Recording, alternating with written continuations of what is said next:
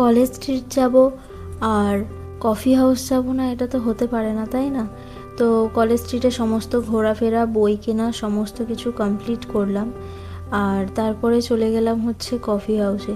আর সত্যি বলতে ওখানে গিয়ে আমার মানে মনে হলো গল্প করার জন্য ওর থেকে ভালো জায়গা আর হতে পারে না। আমার খুবই ভালো লেগেছে, বেশ অনেকটা টাইম ওখানে কাটালাম। আর সত্যি বলতে ওখানে বসে একটা গানই বারবার মনে মনে আসছিল, কফি হাউসের সেই আড্ডাটা। যাই হোক, আমি আর গাইবো না, থাক, কারণ আমার গলাটা খুবই বাজে, তো গিয়ে তোমাদের কান নষ্ট করতে আমি চাই না।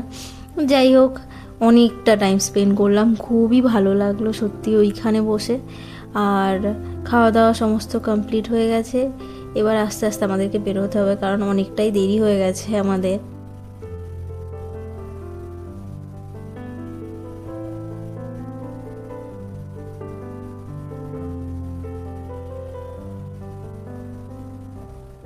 ঝটপট আমরা বেরিয়ে পড়েছি, এবার চলবো বাড়ির দিকে। তো টাটা।